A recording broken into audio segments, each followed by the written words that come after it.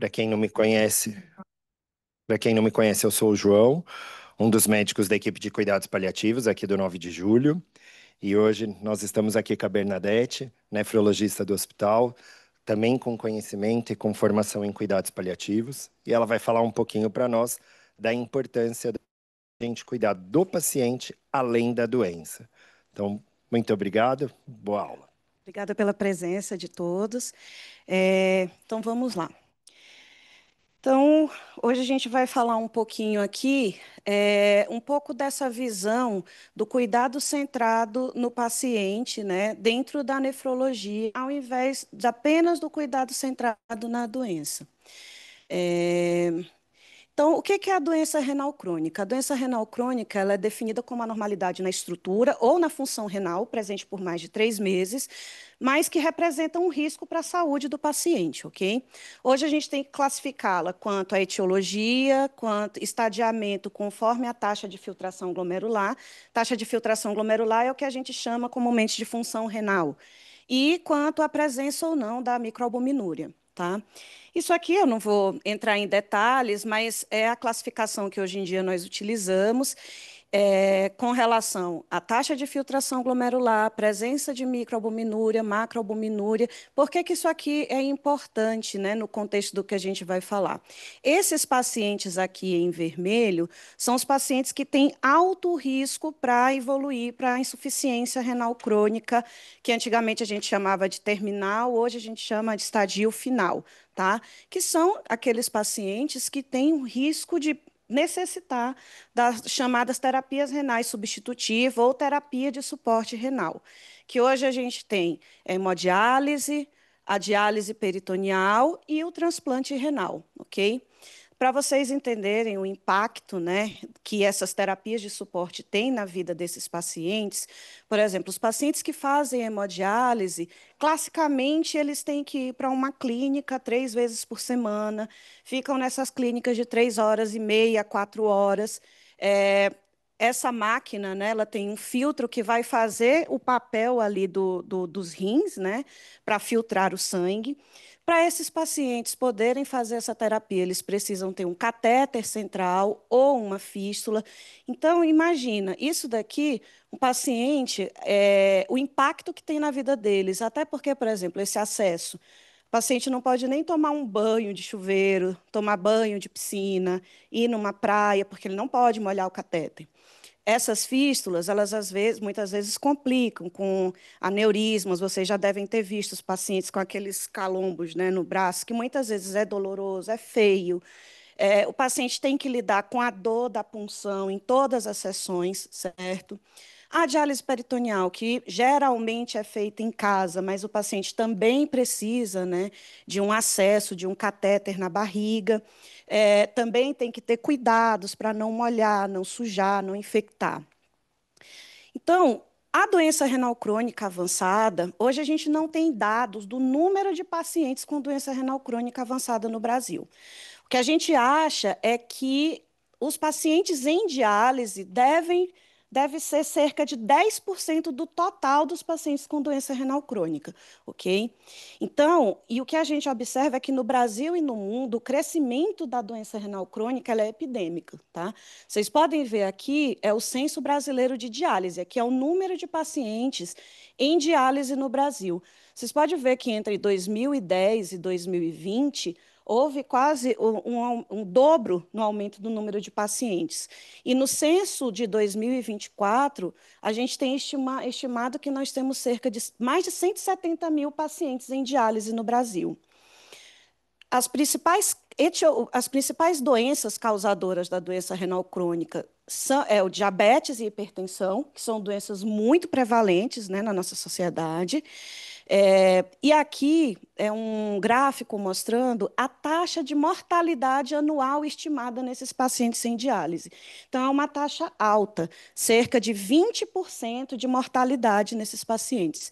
Aqui em 2020 e 2021, nós tivemos taxas maiores por conta da mortalidade pelo Covid. Tá? Só para a gente também tentar entender, aqui no Brasil, quase 90% dos pacientes fazem a hemodiálise convencional, tá? Existem outras, a convencional é o que eu falei para vocês, 3 vezes por semana, 4 horas, mas existem outras modalidades. Tem paciente que faz hemodiálise diária por menos tempo, outros pacientes que fazem hemodiálise noturna, e aqui está começando também a surgir a hemodiálise domiciliar, certo?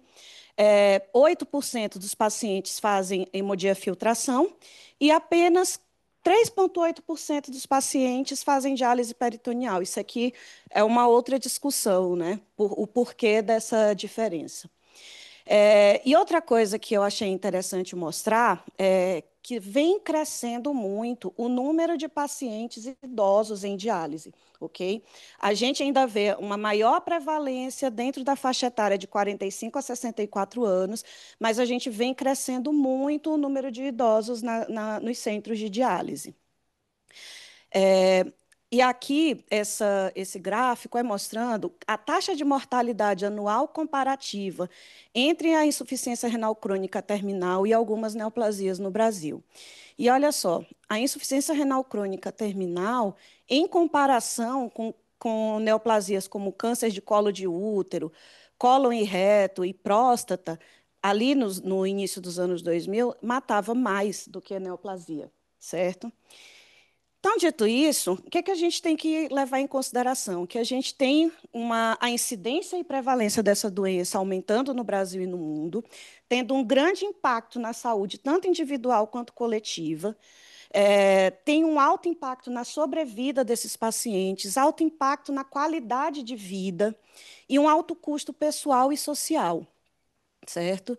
Como eu falei, vem aumentando a incidência e prevalência em pacientes idosos, e lembrando também que a mortalidade chega a quase 20%, e que uma das principais causas de mortalidade nesse grupo ainda é a parada da terapia de suporte renal. Ok? Então, por que quando a gente fala, né, de cuidados paliativos e nefrologia, muitas vezes as pessoas só pensam em 3 coisas? É para contraindicar a diálise, é para interromper a diálise ou cuidados de fim de vida. É como se cuidados paliativos fosse, né, o anjo da morte, o anjo ceifador. Mas aí eu quero lembrar para vocês que a Organização Mundial da Saúde, ela define como cuidados paliativos como uma abordagem que melhora a qualidade de vida dos pacientes e de suas famílias quando eles enfrentam problemas associados a doenças com risco de morte. Então, eu acabei de mostrar para vocês, a insuficiência renal crônica, ela é uma doença crônica que aumenta o risco de morte dos pacientes. E os cuidados paliativos, o objetivo dele é prevenir e aliviar o sofrimento através da identificação precoce, avaliação correta e tratamento da dor e de outros problemas, sejam eles físicos, psicossociais ou espirituais.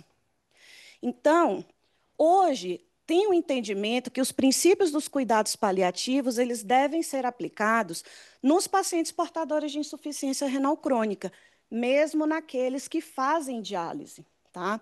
Então, parar com aquela ideia de que cuidados paliativos só vai fazer parte da vida do paciente com doença renal crônica quando eu estou querendo tirá-lo de diálise, certo? Sumiu aqui. Sumiu a aula.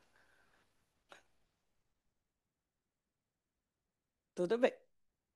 Problemas técnicos.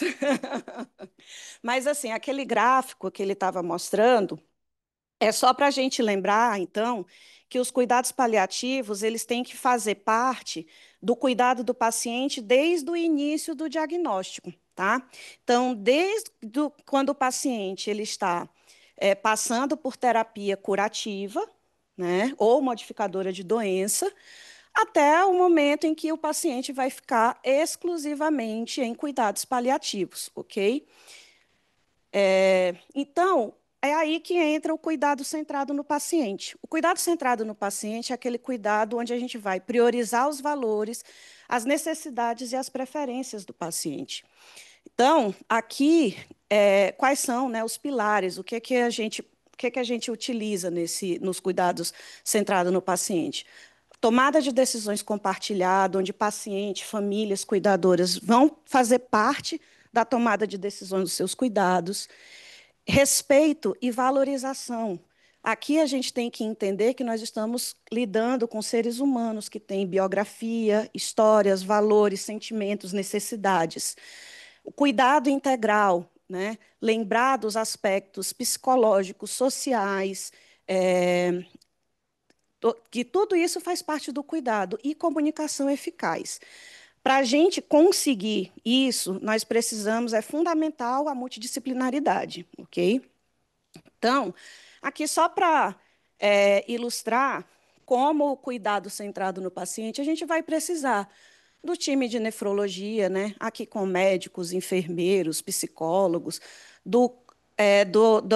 da participação da família e cuidador, da participação das equipes de medicina de família, certo? Da equipe básica, né, de saúde, porque aqui eles podem ajudar no cuidado domiciliar, fazer buscas ativas nesses pacientes.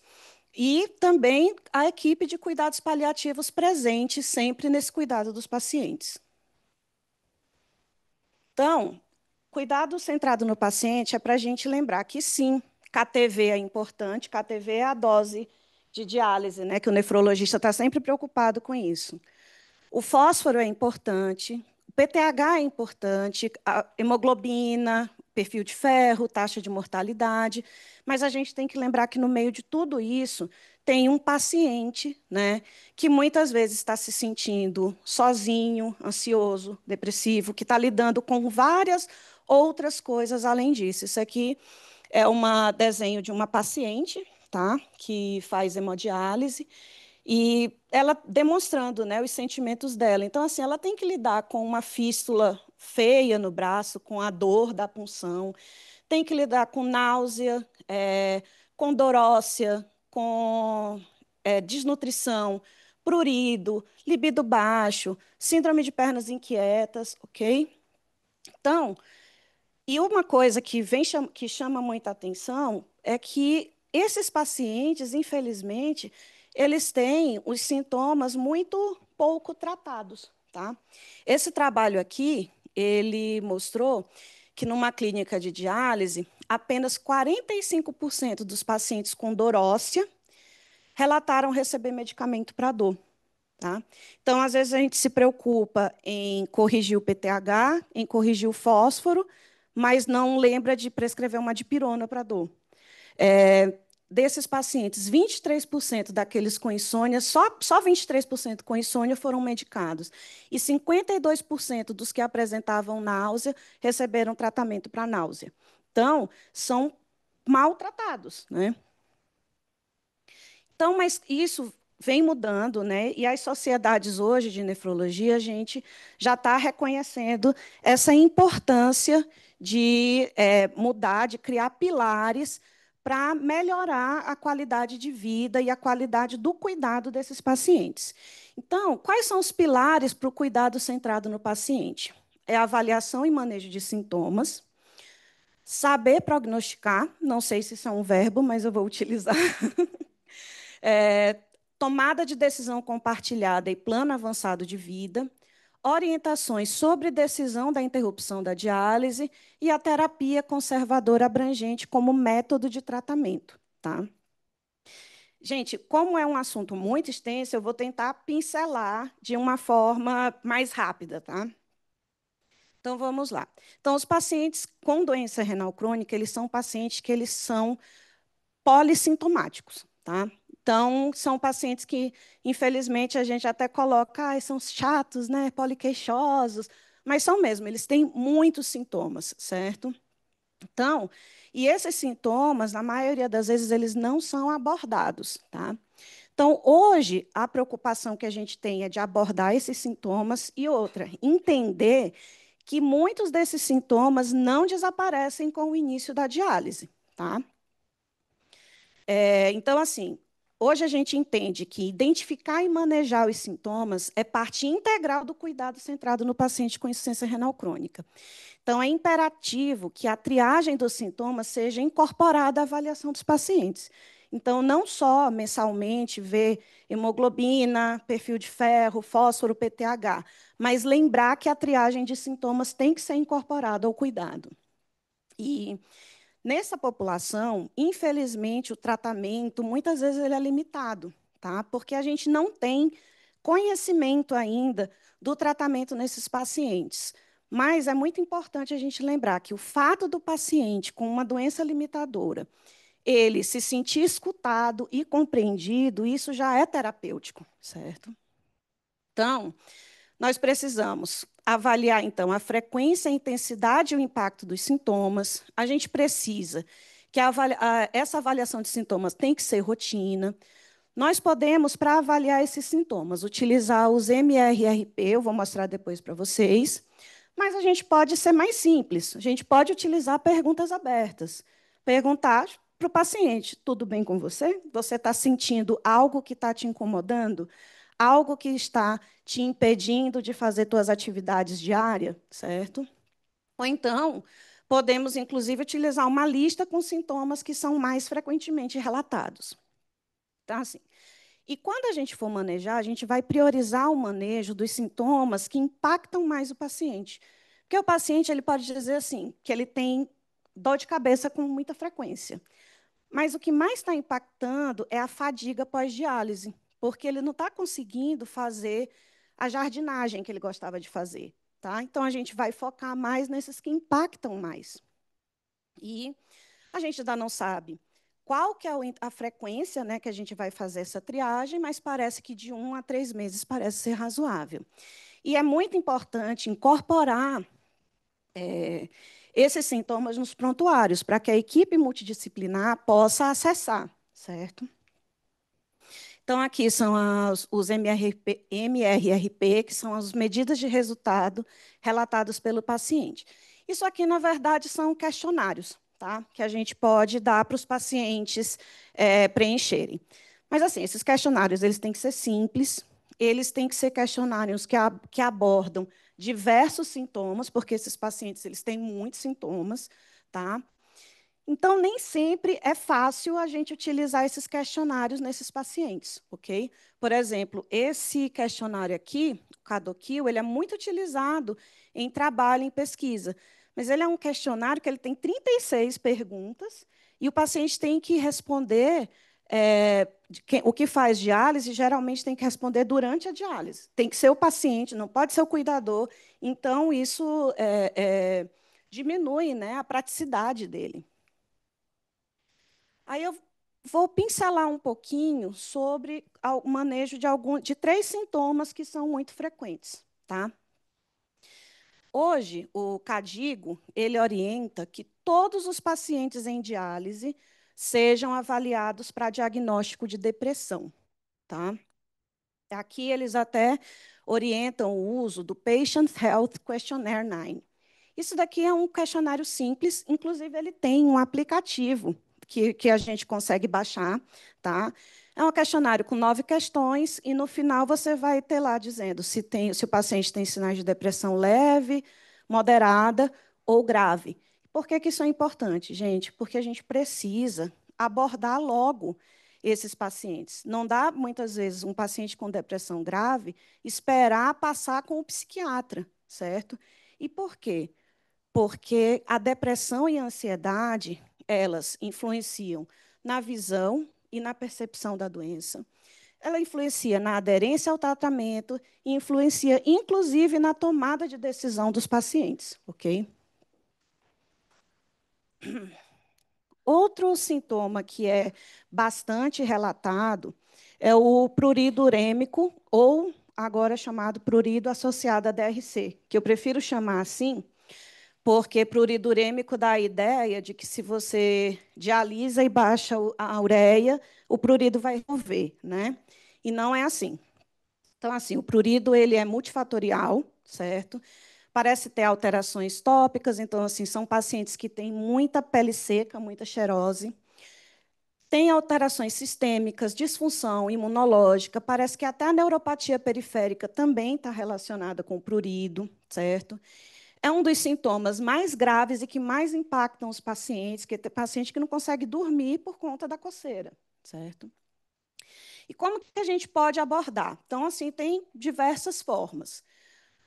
Orientações gerais para hidratação da pele: evitar banho quente, usar óleo para banho, sabonete hidratante, utilização de agentes emolientes, isso tem comprovação de que ajuda. Então, agentes com parafina, com glicerol, óleos como óleo de girassol, semente de uva, creme de ácido gama-linolóico.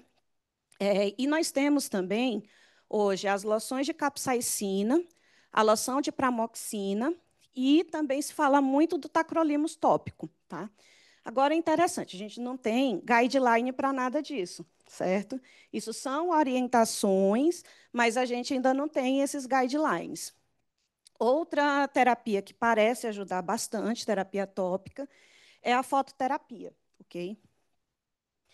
Como terapia sistêmica, a gente pode utilizar os antihistamínicos, mas eles não parecem ter um bom resultado. E é o que a gente mais vê, né? O paciente com insuficiência renal crônica, o pessoal passando Allegra, Ixizine, e eles não parecem resolver muito. Mas a gabapentina e a pregabalina têm mostrado uma boa resposta, então isso até corrobora a ideia de que a neuropatia periférica ela pode ter uma ação mesmo no prurido. E também e hoje também está se utilizando muito os moduladores de receptores de opioide, tá? De receptores periféricos.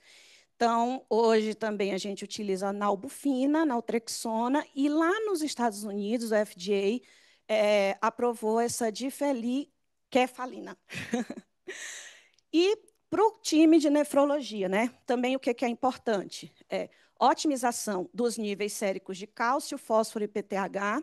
É uma coisa que o nefrologista, quando o paciente tem prurido, a gente já pensa, é o fósforo, é o fósforo. Né? E outra coisa também é a otimização da diálise. Mas, volto a falar, a gente não tem guidelines. Então, assim, a gente não sabe dizer qual o KTV ideal, qual a frequência ideal. Será que aumentar a frequência melhora prurido? Será que colocar dialisador de alto fluxo melhora prurido? Nós ainda não sabemos, certo? Mas é aquela coisa da tentativa e erro. E assim, eu vou falar agora um pouquinho do manejo de dor. Tá? Esse manejo de dor, a gente podia dar uma aula só de manejo de dor no paciente com insuficiência renal crônica, certo? É um sintoma que é muito frequente, ele é multifatorial. O manejo, geralmente, é inadequado, principalmente por falta de conhecimento no tratamento e na prescrição dessa população. As causas, aí a gente tem várias. Tem dor neuropática, dor óssea, relacionadas à diálise. E lembrando, né, que o manejo farmacológico é um desafio, porque é pouco estudado nessa população. A farmacocinética e farmacodinâmica é totalmente alterada, então o paciente é demasiado, aumenta o volume de distribuição de droga, faz diálise, dialisa ou não dialisa, faz o medicamento antes, durante ou depois. Então, tudo isso é um desafio. Né? Mas olha lá, manejo de dor, olha que coisa boa. No Brasil, a gente tem a dipirona, graças a Deus. E a dipirona e o paracetamol são medicamentos que têm uma ação analgésica, antipirética, e são medicamentos totalmente acessíveis, eficazes, e, por exemplo, a dipirona ela não precisa de ajuste para a função renal. Tá? Então, está aí uma coisa que a gente tem para utilizar sempre. Paracetamol também não precisa de ajuste, mas evitar doses muito altas para evitar disfunção hepática junto. Os eles têm uso muito limitado na insuficiência renal crônica. Tá? Nos pacientes que não fazem diálise, né, que não fazem terapia renal substitutiva, porque a gente evita, porque pode piorar a função renal. Nos pacientes pode piorar edema, descontrolar a pressão, e nos pacientes que fazem diálise, a gente evita para preservar a clearance residual, que hoje a gente sabe que é algo protetor para o paciente, e pelo risco aumentado de sangramento. Aí, opioides no paciente renal crônico também era uma coisa muito extensa, mas eu vou pontuar aqui 2 opioides. A morfina. Aqui é um alerta. Tá? A morfina ela é o opioide mais amplamente estudado na insuficiência renal crônica. Só que todos os metabólitos da droga e 10% da droga têm excreção renal, ou seja, no paciente com insuficiência renal crônica, ele vai acumular. Tá? E lembrar que esse metabólito aqui, ele pode acumular, causar depressão ventilatória do sistema nervoso central. E como ele atravessa a barreira hematocefálica, mesmo suspendendo a droga e fazendo diálise, o paciente pode, ela vai continuar lá no sistema nervoso central. Então, aqui tem uma orientação sobre ajuste da dose, mas o alerta que eu quero fazer é o seguinte: é que a morfina no paciente com insuficiência renal crônica é melhor a gente utilizar como forma de resgate, tá? Então, aquele paciente que eu preciso de um efeito mais rápido, né, a gente utiliza. Evitar ficar deixando com doses fixas, mas, se for deixar, lembrar de começar sempre com doses baixas e espaçadas e reavaliando. Na verdade, no renal crônico, tem uma coisa que a gente tem que fazer, que os geriatras falam muito, que é o start low and go slow. Ou seja, sempre comece com uma dose baixa, aumente a dose aos poucos, tá? E eu vou falar agora um pouquinho da metadona, porque a metadona é o opioide que é mais seguro para o paciente com insuficiência renal crônica, tá? Ele é metabolizado pelo fígado e intestino, certo? Tem um bom perfil para tratar dor nociceptiva e neuropática, e apesar de ter a meia-vida longa, ela é bem segura no paciente com insuficiência renal crônica, tá? Então, a gente tem um pouco de preconceito, eu acho, contra a metadona, mas para essa população é um dos opioides mais seguros. Outro opioide muito seguro é o fentanil, tá? Mas eu não vou falar agora aqui do fentanil. Então, só lembrando, então, eu pincelei esses três, mas nós temos muitos mais. E, assim, hoje a gente entende que precisamos de guidelines para manejo desses sintomas. Outro sintoma que é muito frequente é fadiga.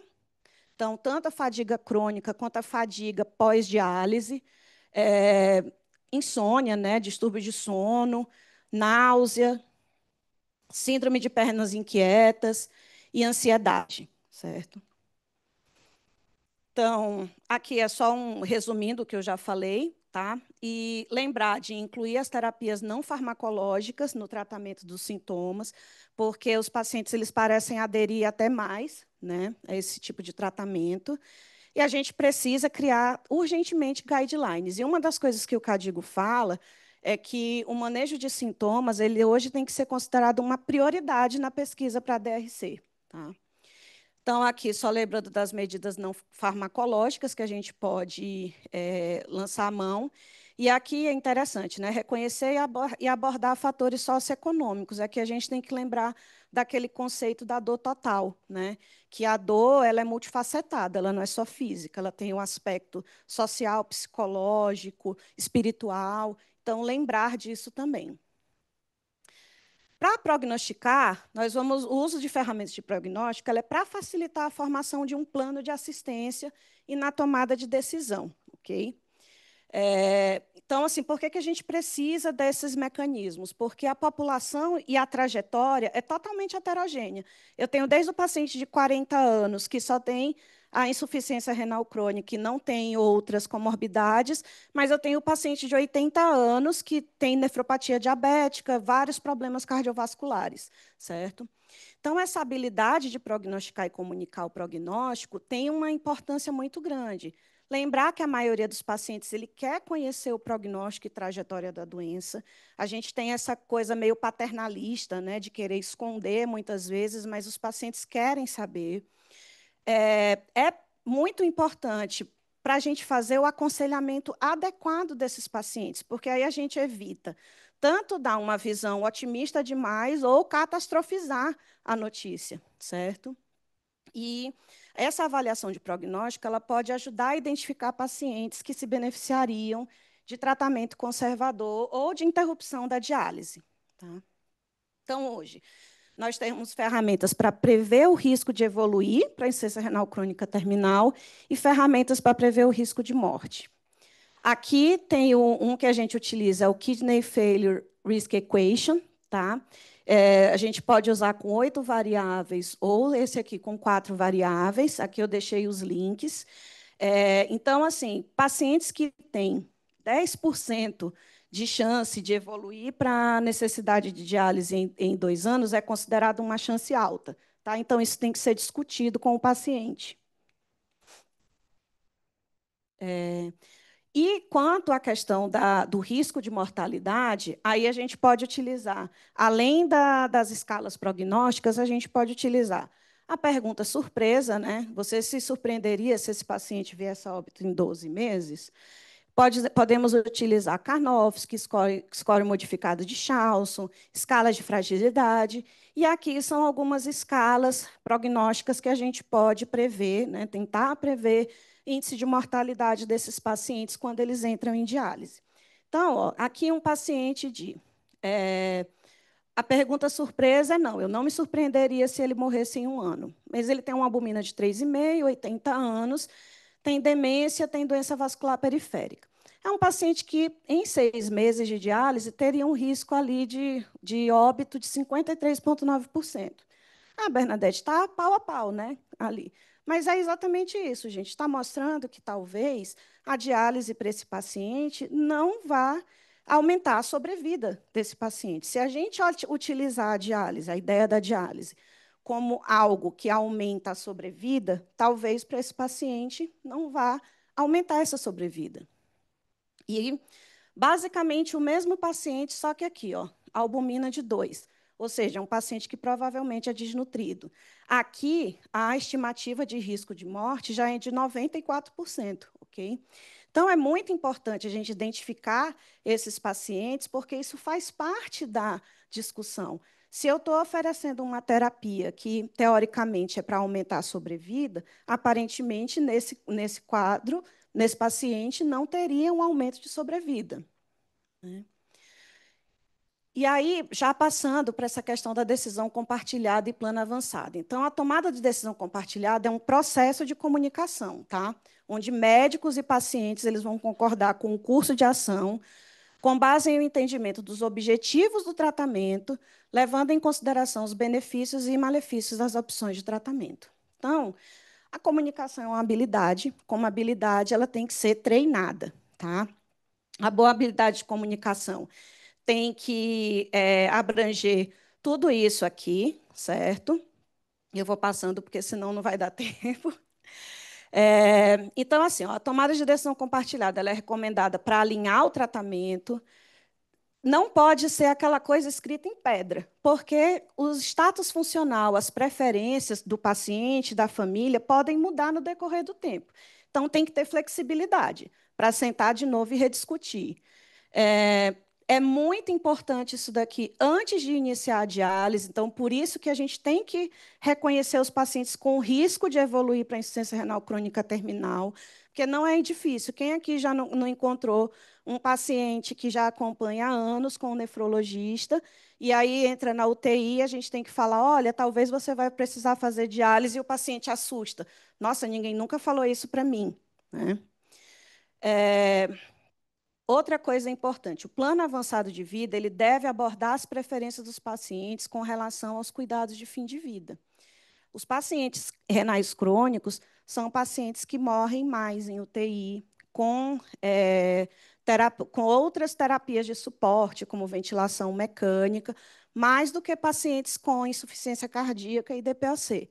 Isso mostra que a gente não está conversando sobre isso com nossos pacientes.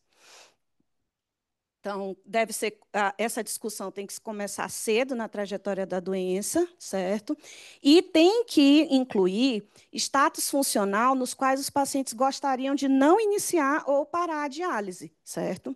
Então, o paciente está dialisando, mas aí, se um dia ele tiver um AVC e ficar totalmente acamado, ele já deixa determinado, não quero continuar fazendo diálise. Então, assim, as evidências sugerem que a prática atual no tratamento renal falha em relação à tomada de decisão compartilhada e plano avançado de vida. E por quê? Porque, na realidade, a diálise ainda é vista como tratamento padrão para a insuficiência renal crônica terminal. E a opção de não realizar a diálise ela é vista como, geralmente, ela não é discutida com o paciente, certo? São pouquíssimos os pacientes que são encaminhados para equipes de cuidados paliativos. tem um trabalho que mostra que menos de 5% dos pacientes renais crônicos são encaminhados. Eu acho que muito disso porque a gente ainda tem essa visão de que você só vai encaminhar aquele paciente que vai parar de dialisar, né? Então, assim, sobre essa questão, né, de oferecer ou não o tratamento conservador.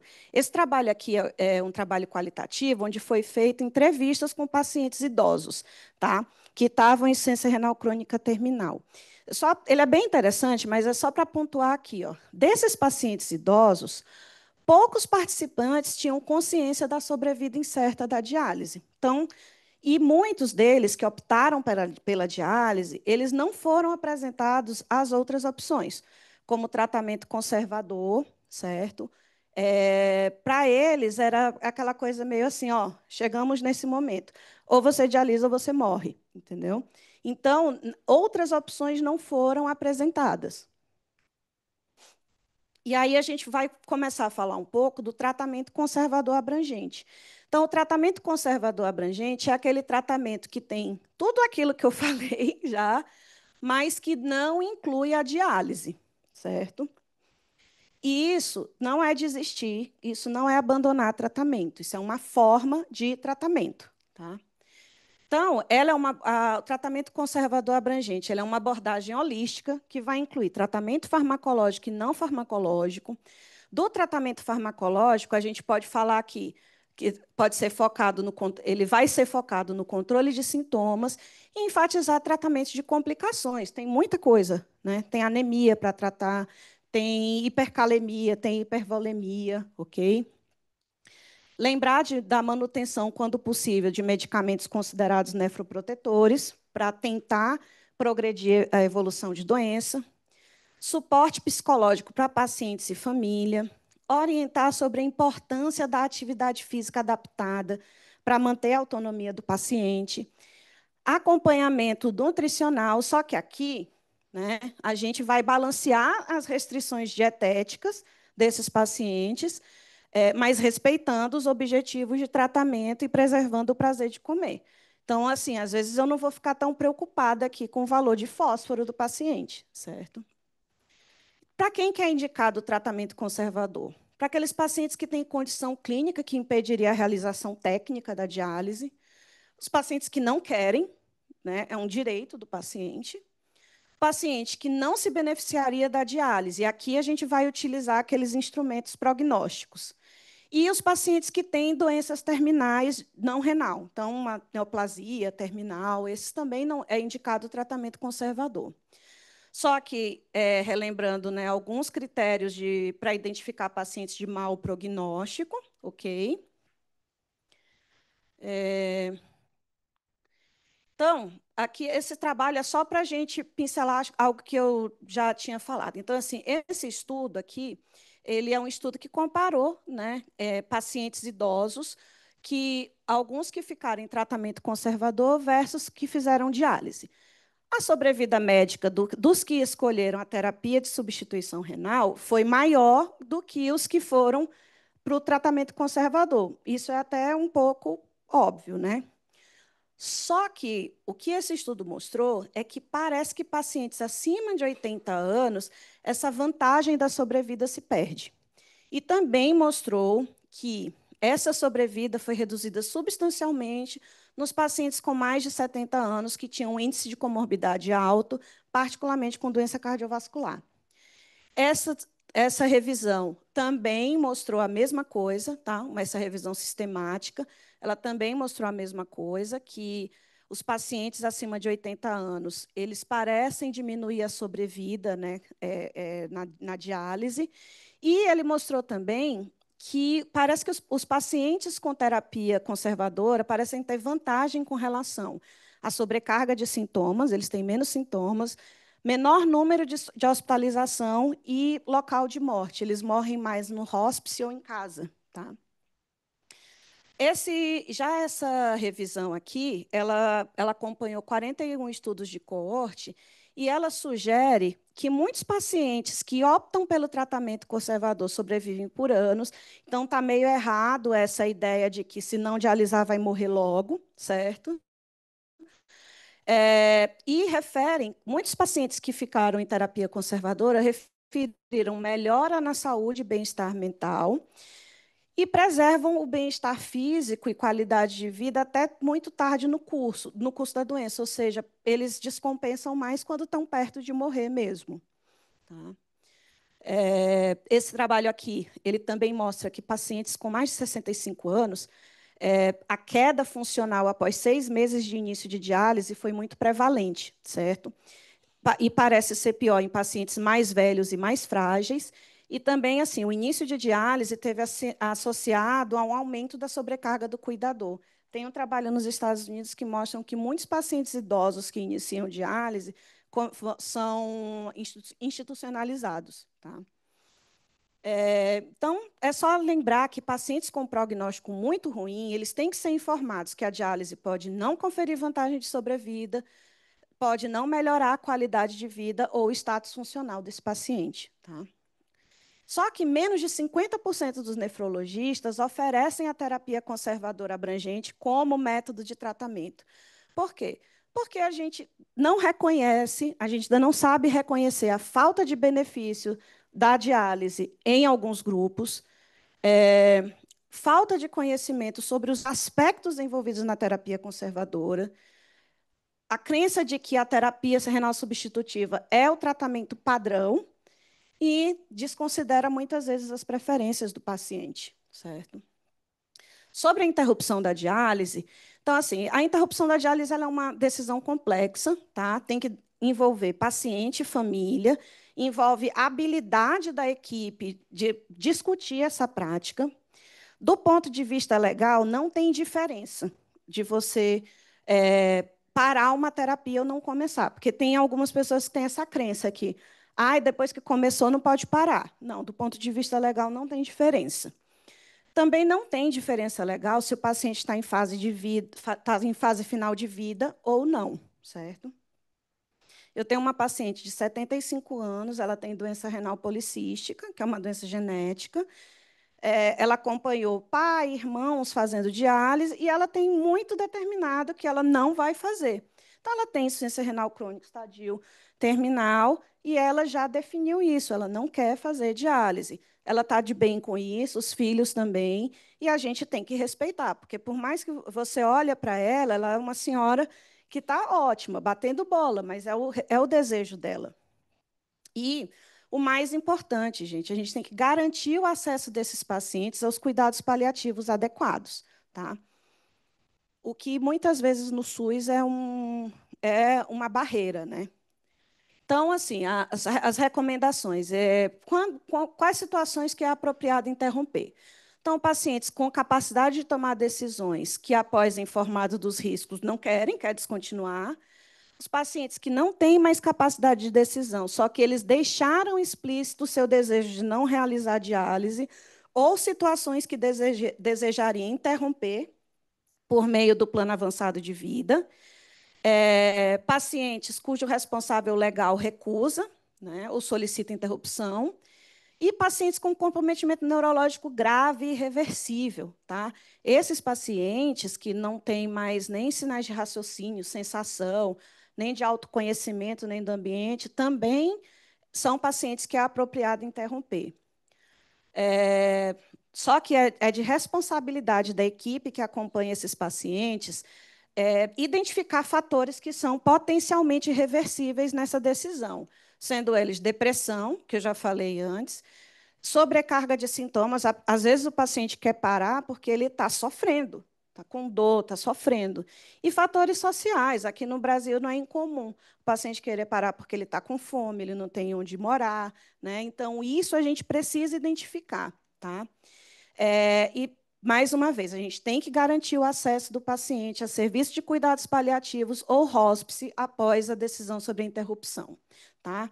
Outras considerações pacientes com deterioração clínica e funcional com intolerância ao procedimento da diálise. Aqui tem paciente que vai dialisar, toda vez passa mal, pressão cai, volta para casa, não consegue sair da cama, não consegue fazer nada. Muitas vezes aqui os malefícios e as complicações já estão superando os benefícios. E outra situação são aqueles pacientes com dificuldade de acesso para a realização da terapia. Muitos pacientes, no decorrer da doença, eles vão perdendo o acesso para a hemodiálise, o acesso para a diálise peritoneal, e ninguém aborda esses pacientes sobre a interrupção da diálise. E aí a gente muitas vezes se vê naquela situação crítica do paciente internar numa urgência dialítica, não tem como dialisar, e o paciente nunca foi abordado sobre o assunto. Tá? Então, aqui é só para mostrar que a comunicação, gente, é o coração de tudo. Tá? Então, está mais do que na hora das faculdades, das residências, a gente ter cadeira de comunicação. Certo? Isso aqui está no coração de tudo. Aqui é só um fluxograma mostrando como poderia funcionar uma unidade de saúde renal com serviço integrado de cuidados paliativos. Então, aqui, ó, reconhecer pacientes de alto risco, esses pacientes já intensificar manejo de sintomas, determinar prognóstico, começar o processo de plano avançado de vida, tomada de decisão compartilhada. Paciente recusa a diálise, então, cuidado conservador abrangente, interrupção da diálise, cuidados de final de vida. Paciente não recusa a diálise. Eu vou deixar para lá? Não. A gente vai continuar manejando sintomas, certo? E aqui é interessante, a gente pode fazer o tratamento convencional ou a gente pode fazer o tratamento dialítico baseado nos valores do paciente. Tá? Aqui é outra discussão, mas a gente pode fazer diálise centrada no paciente, hemodiálise incremental, diálise paliativa. Porque, sim, a gente pode falar, sim, de diálise paliativa nesses pacientes.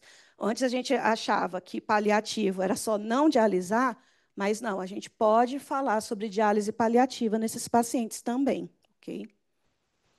Então, aqui é só para também mostrar como que poderia funcionar isso, né? Então, nas equipes nefrológicas que têm treinamento em cuidados paliativos, é então importante o manejo básico de sintomas e dor, manejo básico de depressão e ansiedade, discussão sobre o prognóstico objetivo do tratamento e sofrimento. E lembrar de encaminhar os pacientes que têm manejo de dor refratária ou outros sintomas, depressão e ansiedade complexa, que estão em sofrimento, assistência na resolução de conflitos, certo? E assistência no acompanhamento de casos que beiram a futilidade, interrupção ou recusa de diálise, que isso aqui também não é incomum, né? Às vezes a equipe acompanha tanto tempo um paciente e é difícil para a gente chegar e com aquela família determinar a interrupção de diálise. Então, lembrar de procurar assistência do especialista, certo? E aqui, só concluindo, então, o cuidado centrado ele tem que ser disponibilizado a todos os pacientes. A gente tem que identificar esses pacientes que vão se beneficiar das intervenções, identificar e tratar sintomas, prognosticar e saber comunicar prognóstico, desenhar plano de cuidados que inclua as preferências, os objetivos e valores, e assistir na coordenação do cuidado, inclusive no momento de referenciar os pacientes para a equipe de cuidados paliativos ou hospice. Então é isso, gente. Obrigada pela atenção. Fico à disposição para as dúvidas.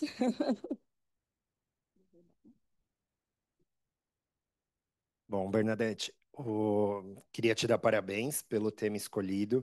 É um tema super atual, provavelmente a maioria não viu, mas tem 5 dias que saiu na Revista Brasileira de Nefrologia, falando um posicionamento da Sociedade de Nefrologia quanto à parada da diálise ou o seu não início, que é algo muito interessante, muito debatido. E aí eles trazem vários temas muito da tua aula. Tem até um artigo de 2010, é algo mais antigo, mas traz que pelo menos não chega nem a 10% dos pacientes que não tiveram a opção de falar sobre cuidados de fim de vida no último ano, e mais de 60% não tiveram a opção de escolher entre fazer ou não fazer diálise, isso em 2010. Você trouxe que isso continua ainda muito atual, de 2025 continua, então só mostra o quanto a gente ainda tem muito para melhorar, muito para crescer e tirar esse tabu, né, de que cuidado paliativo é não fazer, de que cuidado paliativo, como você trouxe, é o anjo ali da morte, que não é, tem muita coisa que dá para fazer em conjunto. Então, excelente aula, excelente tema. A gente tem a sorte de ter vocês aqui da nefrologia com a gente, que tem um super apoio. A gente sempre conversa com vocês. Algum paciente, vocês tiram dúvida, a gente tira dúvida, até quando ir, até quando não ir. E eu acho que esse trabalho multiprofissional é fundamental, que você trouxe também. Então, queria só te parabenizar pela aula e por esclarecer tudo isso para nós.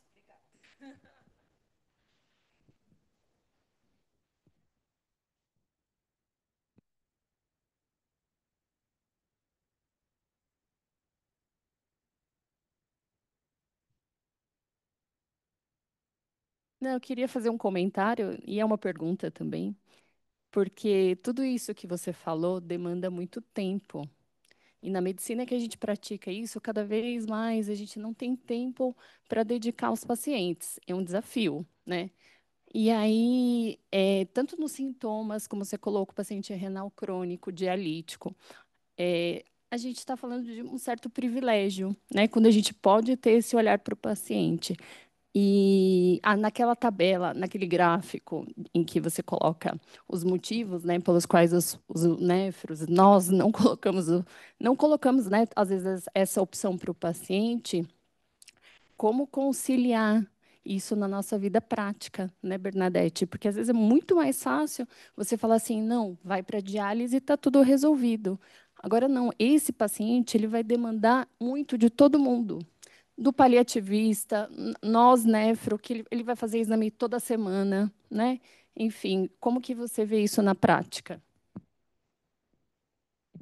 Eu acho que assim, primeiro de tudo, a gente precisa melhorar a educação dessa questão. Porque, por exemplo, hoje na formação da nefrologia, a gente não tem isso, né? Essa coisa do tratamento conservador abrangente. Acho que agora está começando a mudar, mas na nossa época a gente não teve essa formação. E aí, isso que você está falando, eu acho que tem dois pontos. Eu acho que uma coisa é a nossa realidade aqui, né? Num hospital particular, que a gente tem toda estrutura, que às vezes é até mais fácil a gente conseguir, mais fácil a gente referenciar para uma equipe de cuidados paliativos, que a gente trabalha, as nossas diálises, a gente trabalha com menos pacientes. Mas outra coisa é quando a gente pensa, por exemplo, numa diálise. é, do SUS, que um médico nefrologista que tem que cuidar de 50 pacientes, é um enfermeiro para cada, acho que 20, não, é um número bem 15, 20 pacientes, né? Então, essa discussão existe, Camila. A gente discute justamente isso. Quem vai fazer, por exemplo, a triagem dos sintomas? É o médico nefrologista? É o enfermeiro? É o psicólogo da equipe? Tá? E também se discute até se os sintomas eles têm que ser feitos, essa triagem de sintomas é para ser feito pelo médico nefrologista ou pelo médico de família. Mas aí a gente entra em outra discussão, porque aqui no Brasil também, geralmente o paciente, quando ele vai para a diálise, ele fica total sob o cuidado do médico nefrologista, né? Muitas vezes a gente até quer reencaminhar esse paciente a gente até quer reencaminhar para o médico de família para cuidar do diabetes, da pressão alta e não consegue, né? Ele retorna. Então, realmente, isso é um desafio. Eu acho que assim, a gente precisa conscientizar as pessoas disso, mas é um desafio muito grande. Agora, na nossa rotina, muitas vezes de consultório, eu acho que o maior desafio é isso, é a gente se capacitar para isso, tá? É a gente entender como opção, né? É a gente ir adaptando as expectativas também, porque muitas vezes, cara, eu não vou precisar ficar fazendo exame todo mês do paciente, entendeu? A depender qual o objetivo do meu tratamento, muitas vezes eu não vou precisar fazer exame todos os meses, né? Então, eu acho que falta também essa nossa capacitação para lidar com esses pacientes.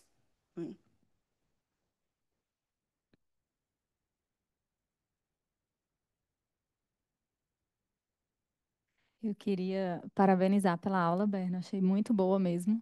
Abriu muita coisa aqui na minha cabeça, até de me fazer uma autocrítica como nefrologista. A gente não tem isso em formação, não teve isso em residência, nem em pós-graduação, enfim. Você foi procurar uma formação específica, né, para esse assunto. E é muita coisa que a gente pode tem essa dificuldade, né? É uma mudança de cultura, na verdade. Você parar e olhar, nossa, a diálise que é aquela é o sei lá, é como se fosse o poder do nefrologista, né? Chegar lá, dialisar, resolver tudo e melhorar os exames e teoricamente fazer aquela mágica. Então é você tentar mudar um pouco dessa lógica e de que saber que tem outras coisas, né? Tem outro leque de opção, tem outro tipo de tratamento e levar em consideração. A gente, muitas vezes, em discussões, já ouviu dizendo, nossa, aquele paciente é louco porque ele não quer dialisar.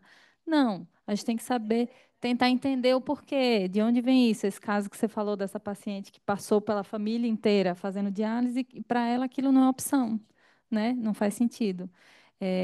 Mas já várias pulgas aqui, né? Várias coisas pensando de como mudar um pouco a minha prática em relação a isso, de tentar trazer essa, né, essa troca com o paciente. Achei bem interessante, assim, foi uma coisa, aquela sacudida. Parabéns, eu achei excelente a aula. Alguém mais quer fazer alguma pergunta, um comentário?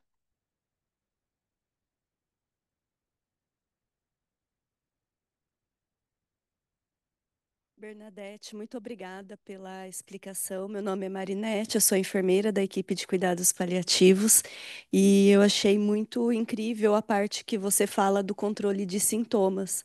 E lá em 2017, teve aquele caso do menino que foi bem falado na mídia, que era um jovem de 22 anos que se recusou a fazer diálise. E ele se recusou porque ele não tinha os sintomas controlados. E daí a mãe entrou na justiça para ele fazer a diálise. Aí o juiz falou para ele que ele tinha que fazer a diálise, ele fez mais uma sessão e depois ele entrou na justiça contra essa decisão. Depois, no fim, eu não sei o que aconteceu com o menino. Então, foi algo. Eu lembro que na época foi algo bastante comentado. Então, essa tomada de decisão, até que ponto? Porque pensando em adulto, teoricamente, esse rapaz já teria condições de tomar decisões, né? Então, em relação a essa tomada de decisão, quando a pessoa quer parar, como que funciona? É aquilo que eu falei assim, então, quando o paciente ele decide interromper, a gente primeiro tem que entender o porquê. Primeiro eu tenho que saber se é alguma coisa que é reversível. Ah, ele está com depressão? Vamos tratar a depressão. Ele está com sobrecarga de sintomas, vamos tentar tratar. Aí, aqui entra uma coisa interessante, que é lembrar que a diálise, muitas vezes, ela não vai resolver sintomas. A diálise, muitas vezes, então, assim, aquele problema que o paciente tinha de funcional, a diálise não vai melhorar. Pelo contrário, ela pode até piorar, né? Então, mas a gente tentar entender isso, tentar reverter. Se for sobrecarga de sintomas, tentar reverter, né? Mas entender que muitas vezes não é a diálise que vai resolver isso, certo? Então, sempre tentar identificar se tem alguma causa por trás reversível. Mas, se não tem, e é um desejo do paciente, porque ele está com qualidade de vida ruim, está com vários problemas, a gente precisa respeitar. É que aqui a gente tem aqui no Brasil, acho que no mundo, tem muita essa visão ainda paternalista, né? De não respeitar a preferência do doente. Mas, legalmente falando, ele não era obrigado a fazer uma terapia prolongadora de vida, certo? Mas eu acho que sempre tentar entender o porquê, sempre tentar entender o motivo. E se for algo que pode ser resolvido, tentar resolver, tá?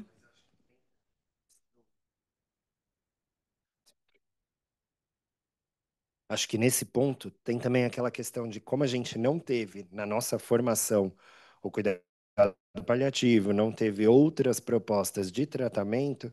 Quando a gente lida com um paciente que a gente não vê uma possibilidade de tratar, é como se a gente não estivesse fazendo o nosso trabalho, não estivesse fazendo o que a gente foi treinado para. E aí isso gera uma frustração, uma angústia para o profissional da saúde grande, que ele não consegue nem ver que